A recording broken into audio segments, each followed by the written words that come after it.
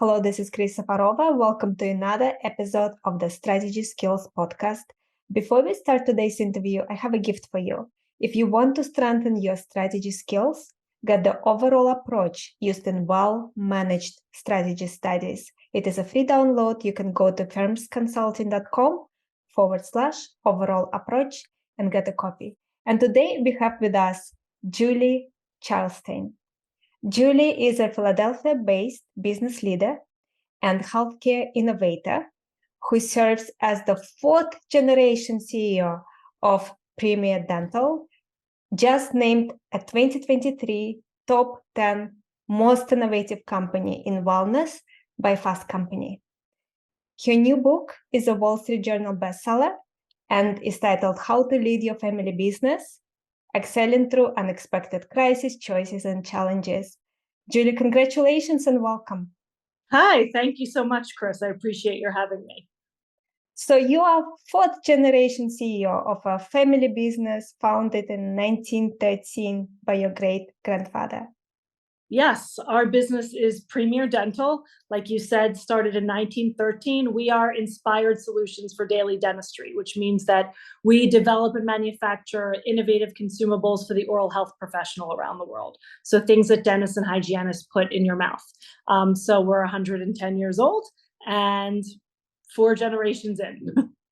And you actually start your book with the line, "We've probably been in your mouth," which yes. is funny and smart. And you hadn't initially planned to follow your grandfather and father into the executive suite at Premier. Tell us about your journey that led you to actually join Premier. Sure. So, well, first the opening line, that actually was like, I was insistent that stay. My editor was like, that's not a good line. I was like, just leave it there. So a lot of family businesses are all family businesses are different. Some really encourage and sometimes, try to mandate that family members enter. Our family was not like that. I'm very appreciative of that. So my direction was a little bit different in that I never thought that I would enter. So I did my undergraduate degree in very useful subjects of political science and Judaic language and literature. And I worked in those areas for a while and then wasn't sure what I wanted to do. So I worked part-time at our company and I said, I kind of like this and I think it's interesting. So let me go to business school. So then I went to business school. I got a job outside of our business. So I'd worked outside at a couple of different points.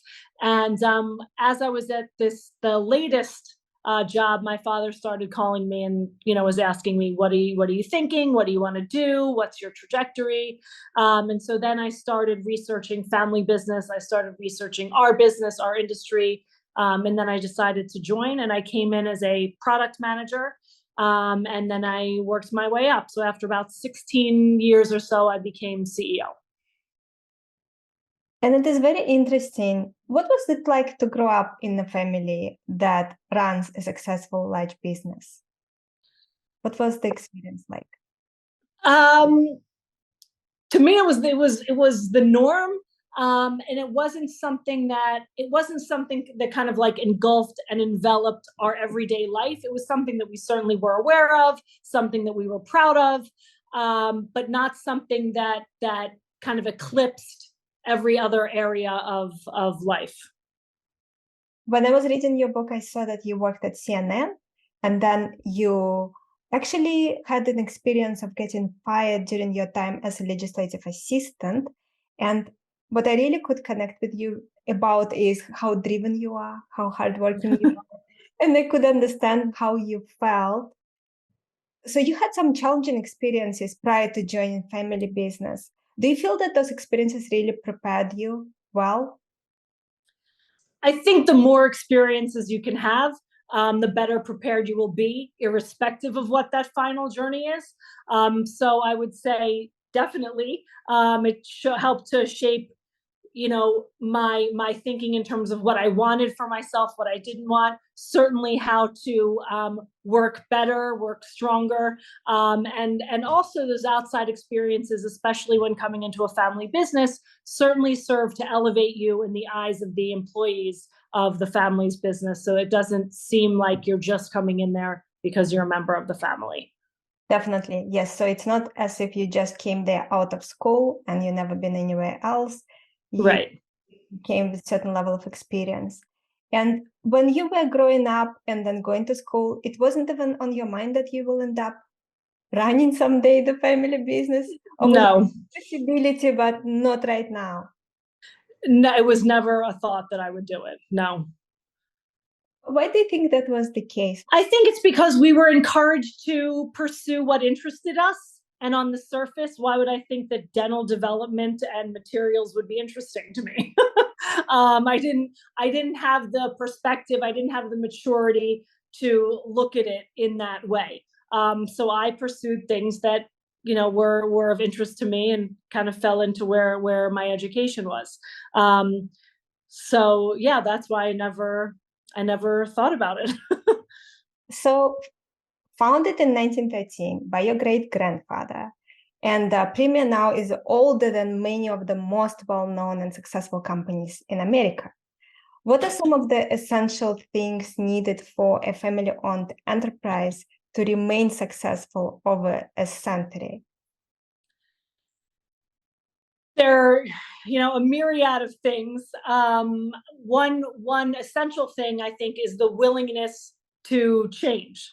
I have a favorite line that actually comes from a Gatorade commercial, which is to start a revolution, the only solution evolve. And to stay successful for so many decades, so many generations, over a century, you need to have the willingness and the fortitude to envision and implement those evolutions. And before we jump into talking about your work as a leader and so on, maybe to set a little more for context, you could speak about your father and grandfather and them as leaders and how they brought Premier and then you took over after that. Sure. So my grandfather was the second generation, and he was really just an intuitive leader. He garnered respect. He had a very, what I call, humble confidence about him. He was leading in a time before business schools were, important, before all these catchphrases existed. So building a culture and building entrepreneurialism within an organization, these are now very hot topics. He just understood those concepts before they were even presented kind of to the whole zeitgeist of business, and I think that really helped to create an organization that was able to sustain for so many years. And my father was very, very respectful of his father, very deferential, really wanted to serve him and do that by serving the business. And my father is very, very smart. He went to Wharton, and he, really sought to carry on the legacy of his father and grandfather. And two of your grandfather's deepest commitments, according to your book, were to branding and quality. And this is when branding wasn't even a big thing yet. Right. And in terms of quality, it was back in the day when government regulation was much less common and less strictly enforced. So it was even more important. How did this influence you? It was a constant reminder of the strength and value of the brand. And then that was kind of above all else. Obviously the people, but the strength and the value of the brand was above all else. And therefore the products they just had to be the best ones. And so that was always, when we were talking about looking at new products and development and things like that, is this something that's worthy of the Premier brand? Makes total sense. And the name of the company is also very good. Yes, they were obviously very, very smart, my great-grandfather. I never had the pleasure of knowing him, but that's why my name is Julie. His name was Julius. So he was smart. Incredible. Let's talk about the phrase your grandfather Morton used for sales. He said, always ask for the order. The worst they can say is no. How did this impact how you lead and treat sales right now? Well, it actually had a profound effect on one of my kind of first major leadership breakthroughs within the organization. And it came around product development. We were looking to develop a product. We had done so, but the concept of it did not focus group very well. So we said, okay, we obviously need to do something different. So there was this technology that we had been looking at. And then it turned out, we thought the technology was owned in one area, but it turned out that it was owned by a major consumer company. So when we found that out, everyone said, okay, well, forget it, we'll have to do something else. And I said, why? Let's just call them.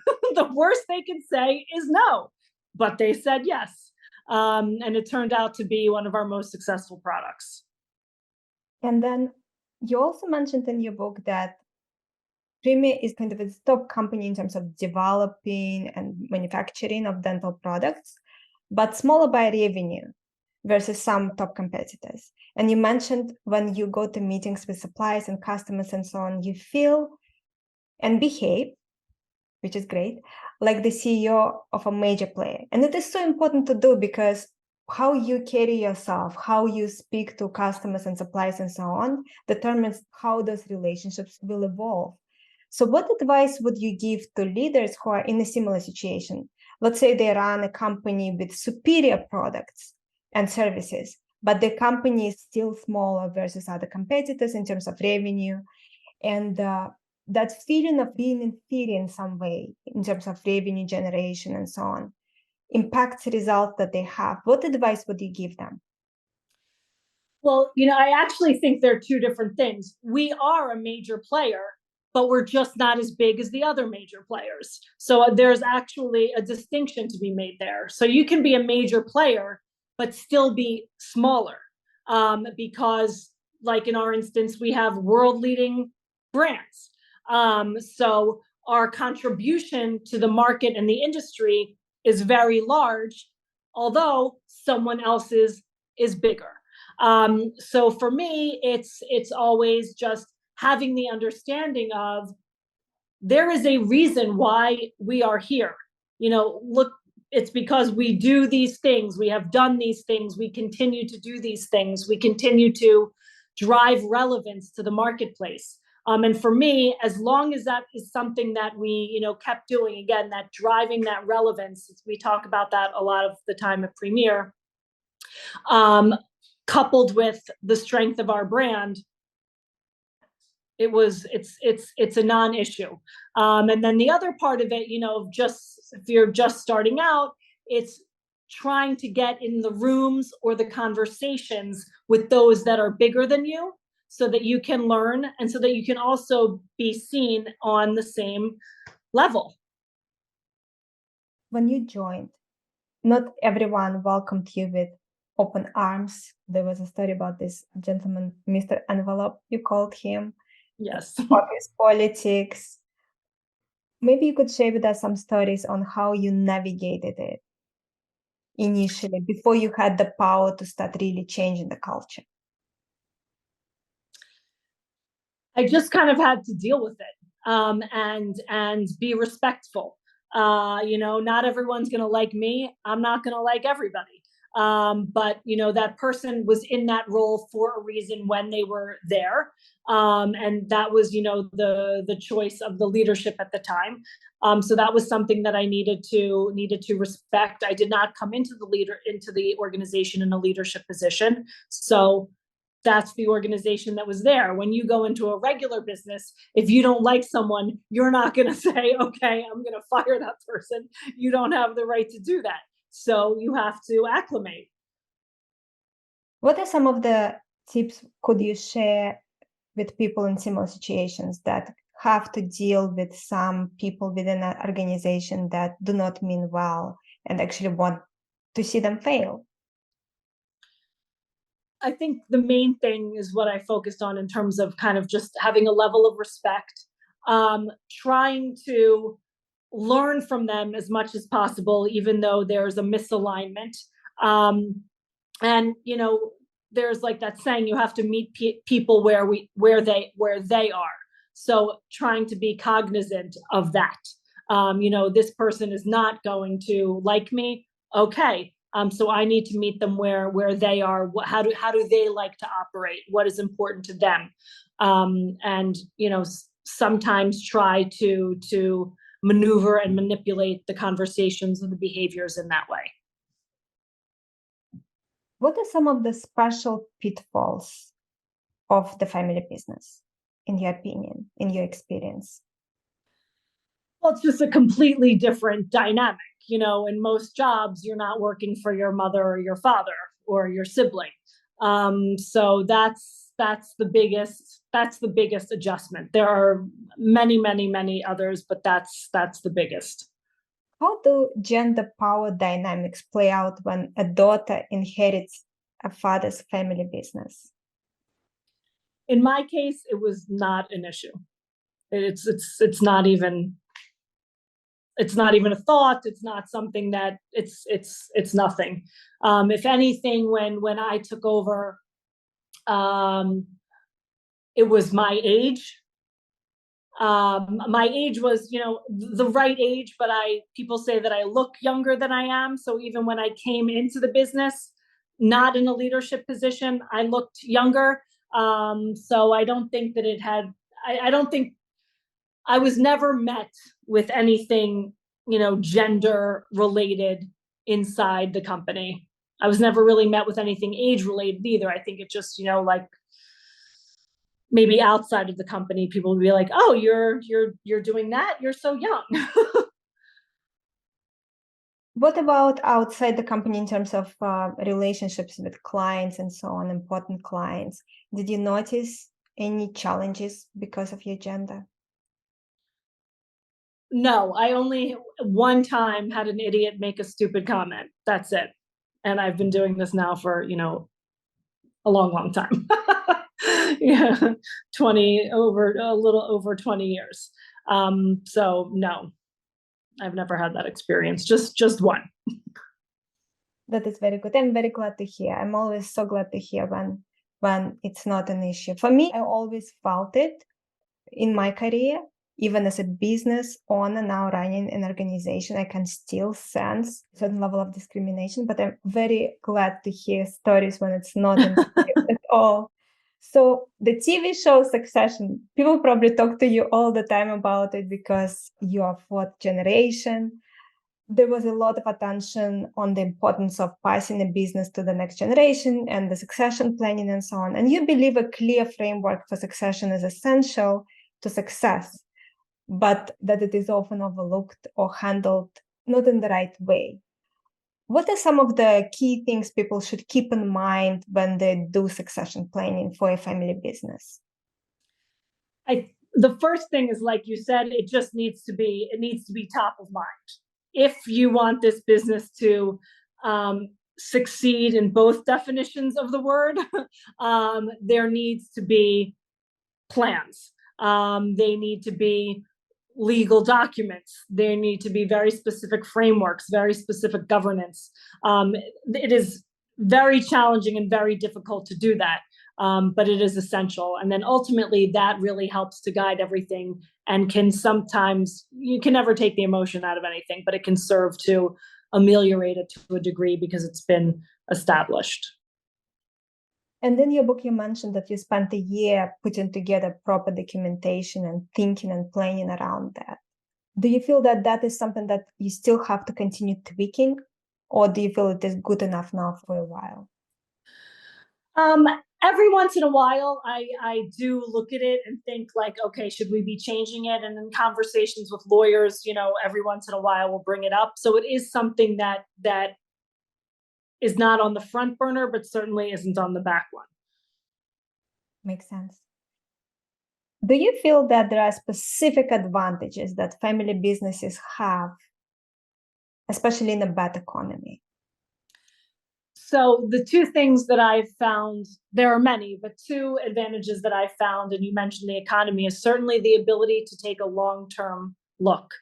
Not being a public company, you don't, the reporting to the street every quarter is not something that is necessary. You should run your business like a public company, that's for sure. But you have the liberty to really take a much longer and extended view. That also allows you to take more calculated risks. The other advantage is in terms of recruiting and org structure. So our leadership team is made up of people from very, very large organizations, huge public companies. And the reason why they were attracted to Premier is that while they were very important in those corporations, they did not have the opportunity to move the entire business forward. And when they come to Premier, they can do that. Makes total sense. So building on what you just mentioned, what do you think non-family businesses should learn from family businesses? Maybe, the not just the willingness to change, but the speed of the process and the ability to do so. I think a lot of times things get stymied when there's too many layers of process. Totally agree. And also other things that you mentioned in terms of long-term view, those are so important. In your book, you were very open about your insecurities taking on family business because you being a member of the family and you felt you had to prove you were worthy and even deal with colleagues setting you up to fail, like Mr. Envelope you mentioned. What advice do you have for a family member considering a leadership role in their family business? I think that there does need to be a much higher level of work and contribution, because you will be scrutinized more than any other employee. So you need to be able to withstand that scrutiny, and you also need to be able to prove to yourself that you deserve to be there, and then others will see that, and they can only see that demonstrably. So you need to do it and show it. You managed to also have a family, you have children, and you are a CEO of a large organization, and you don't have a belief that there is a work-life balance. So how did you manage being successful at both and keeping your health, protecting yourself, mental and physical? Well, first is I have a wonderful, wonderful husband. So that's the bedrock. The second is, I don't delude myself in thinking that I can do everything. We had nannies, we had people that helped. I could not do everything. And,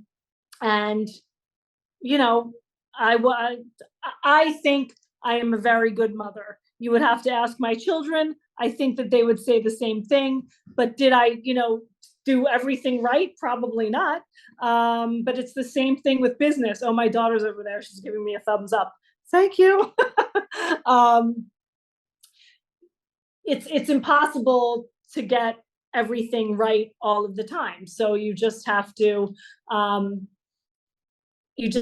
accept that. That actually takes a while to do, to accept the fact that you will not be able to do everything and have everything all at once. I think once there's that acceptance, it makes it easier. And also for me, I put together rules. So there were certain things that I just, that I adhered to. So if I had to travel out of town, I wouldn't stay for more than 4 nights. I would have to be home. Or, when I got, if I was in the car with the kids, I wouldn't be on the phone. So I would kind of create these parameters for myself to ensure that I was able to do both things. That is very, very smart. It is also called programmed decisions, and also frees up your mind because you don't need to decide every time. You know that this is how it's done. And right. You made a decision once and it makes sense for your life. Any other ideas you have on how to handle both, given that we all have only 24 hours in the day and the work becoming more and more demanding on our time. And then, of course, we have responsibilities to our loved ones as well, and other things on top of it, extended family, community, and so on. Any tips you could give on time management, how to keep it all together, because you managed to do both successfully? As basic as it seems, the first thing is I make lists. I make lists and I revise the lists and I cross the lists and I reprioritize the lists. The other thing that I do with my family, at least once a day, if not twice, and I talk about it in the book, is what we call talk day. So we'll get together at night and talk day. What is the schedule? What is everybody going to look like the next day? So is someone going to play practice? Who's taking them? Are we having dinner at home? Who's making it? Are we going to have dinner, at grandpa's house? How are we all getting there? Does my son have a test? Who's making sure that he studies? So every day we talk day at night for the next day, and then the next morning we kind of like recap the talk day. Was it inspired by Cake Day? No, I don't know how we came up with it. I think it was just like, okay, let's talk about the day, and then we shortened it because everyone's in a rush all the time, so it just became talk day. Makes sense. And do you still have Cake Day within the organization? Maybe you could Yes. say what it is. At our corporate headquarters, every month we will get together and celebrate the peoples whose birthdays are in that month. And so it's an opportunity for the people that work again at corporate to be together, to again continue to build on that culture, to celebrate each other, and just also another time for leadership to kind of talk about things that might be going on. So you kept the tradition. Yes. It's thriving. I like it. It's very good tradition. When you hire new people to join your organization and they're coming from large organizations, they're not coming from family business, what advice do you give them? Do you prepare them in some way that it is different, it's run differently? I mostly will talk to them about what I believe is unique to Premier's culture, which is there's almost no politics, and I do not expect or want to be treated with deference. And I think that's often kind of a shift in mindset when coming from very large organizations. So I established that from the outset. Julie, and then once you became the head of the company, what were some of the first important changes you implemented? One of the biggest things that I did was really kind of holistically looking at the direction of the organization, where I wanted it to go, and it was based on kind of a data-driven strategy. So I started kind of putting together the building blocks for what that looked like and what that would allow us to become. How people reacted to it? There was probably some resistance because it's not how things were done for a long time. How did you deal with that? I am a very effusive and excited person.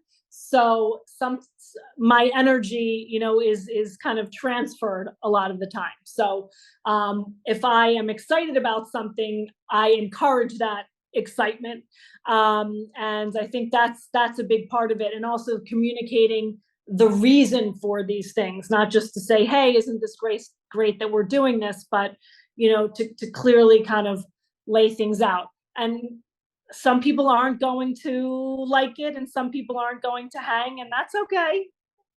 Change isn't for everybody. Julian, how do you manage training and development to make sure that your team becomes stronger and stronger and don't become complacent and start losing skills and deteriorating? For me, there is a level of expectation and urgency in the work that they do. I would not say that I personally develop them. That is not one of my strengths as a leader in terms of personal development. I, in fact, hire people that can understand my vision and execute on it, and even hopefully expand on it, but that are able to do that on their own. So for me, it's about setting the level of expectation and, again, the sense of urgency and purpose around something. So you're not focusing really too much on development. They kind of manage their own professional development. It's more focused on execution of objectives. Of driving the organization, yes. Julie, and you mentioned in the book that when you started coming to the office in the weekends, no one was really there. You were the only one. So there wasn't this sense of urgency, this drive. How things changed over time? How did you change the culture a little bit? And what was helpful in changing the culture? Setting the level of expectation, it was kind of, resulted in a change in culture. So it wasn't that any rules were set differently. It wasn't that any mandates were given down. It was just a communication of strategy, of vision, of goals, and the expectation that, these things be done and be met. And in order to do that, things needed to be elevated. And, people typically rise to the occasion. Julian, how did you communicate those expectations? Was it part of the metrics that you used? It was in metrics. It was in just regular conversation. It was just something that was reinforced in many different areas. And what was the process like? How long did it take for you to start shifting things? And you felt, okay, now it is different. I think it happens really incrementally. It's not that like one day, oh my God, now, today. I think these things have a build, I would say, and I think that they're, ever improving. You should never be at a stagnation point in terms of the level of work and expectation. So I would say probably now is the pinnacle of where we had been, and it just keeps growing. Julie, and what were some unexpected challenges that presented themselves once you became the top of the organization? Well, I mean, the biggest one that we all faced was COVID, obviously. Yes. But anything else that was kind of not because of something happened that no one expected, but more kind of repeatable challenges that other people will face as well. So maybe you didn't realize that it will be that way, but then once you became the CEO, then you saw that it is actually that way, and it was challenging, and you did not expect it. Mm-hmm. I think part of it is one of my experiences in that area, relates to product development, because before I was in leadership position, we did product development in one way. And then kind of as I grew within the organization, I recognized that one way is not sustainable. So then, making that change, that adaptation. The last question from my side is, and it's not connected to the book, but it's a favorite question to ask for me in interviews like this. In the last few years, what were 2, 3 aha moments, realizations that really changed the way you look either at life or at business? Again, back to COVID, I think that just really changed the perspective and the realization of the level of resilience that we can have, and that we were able to inculcate within the organization. I think another realization, not having to do with business at all, is I will do a lot for my children. Very supportive of my children to a very high level, in a positive way. And is there anything else? Another thing is that I need to kind of like maybe do less, but I haven't done anything about that yet. This is a great place to end this session. Before we do that, Julie, do you have anything else you would like to add or share? Maybe something you wanted me to ask you and I haven't asked you. No, I really, really appreciate the interview. I think you asked a lot of very strong questions, and hopefully it will resonate with the audience. I try to lead through, again, another buzzword, but it's true. Try to lead through authenticity. So hopefully that's what people are realizing could hopefully work for them also. Julian, where can listeners find you, where they can get your book and so on? Sure. So my book is available in 2 places. One is on Amazon, and the other is on my website, which is juliecharlestein.com. Thank you so much, Julie, again. Thank you, everyone, again for tuning in. Our guest today, again, has been Julie Charlestein. Check out Julie's book. It is called How to Lead Your Family Business, Excelling Through Unexpected Crises, Choices, and Challenges. And if you want to strengthen your strategy skills, get the overall approach used in well-managed strategy studies. It's a free download we prepared for you. You can get it on firmsconsulting.com/overall approach. Take care and look forward to connect with you all next time.